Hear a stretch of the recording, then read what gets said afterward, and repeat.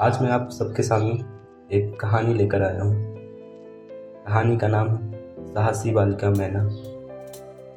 कहते हैं ज्वालामुखी पिता की बेटी ज्वाला बनकर ही पलती है, उसे कहाँ भय जल जाने का जिसमें क्रांति ज्वाल जलती है।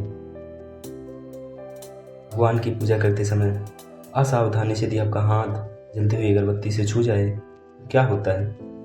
आपका हाथ तुरंत पीछे खिंच जाता है ना?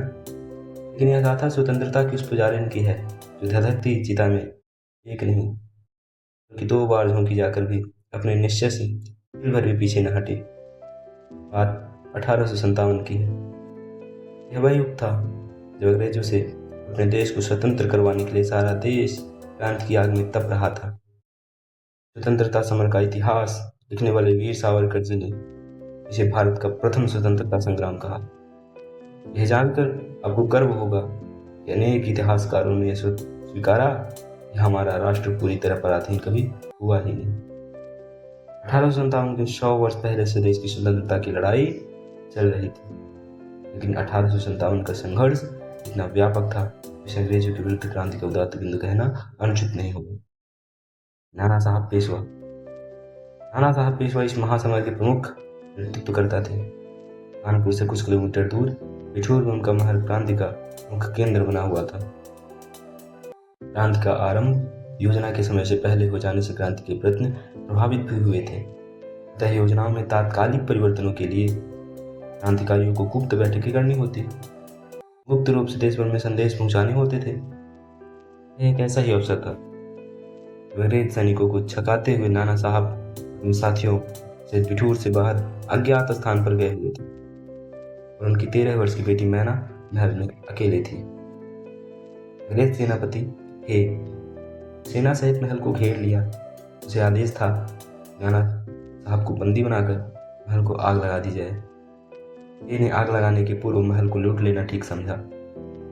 ऐसा करते समय उन्हें नन्ही मैना दिखाई दे गई। मैना उसे कुछ जानी पहचानी सी लगी। उसने कड़क कर पूछा, ये छोकरी कौन है तू?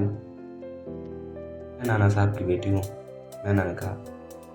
आपकी बेटी? मेरी की सहेली। मैना भी हे को पहचान चुकी थी। उसने अपना परिचय पाया नहीं। उसने पूछा, नाना कहाँ है? हम उन्हें ले जाने आए हैं।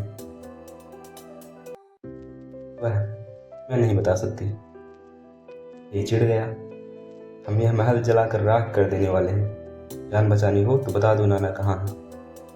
इसी समय उसका वरिष्ठ अधिकारी कौन आधम कर नाना को पकड़कर पर घोषित 1 लाख रुपए का इनाम पाने की बड़ी लालच थी। ये भूल गया कि मैंने उसकी बेटी की उम्र की, उसकी बेटी मेरी की सहेली है।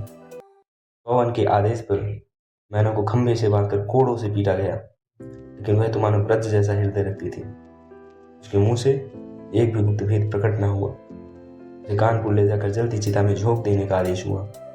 तो पहले ही तोप से उड़ा दिया गया था। नन्ही मैना धू धू जलती लपटों में जल रही थी।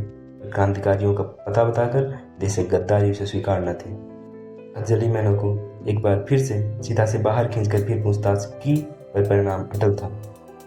क्रोध से भरे पवन ने चिढ़कर उसे पुनः चिता में डालकर जीवित ही जला दिया। नन्ही मैना मातृभूमि की स्वतंत्रता के यज्ञ की आहुति बनकर सदा के लिए अमर हो गई।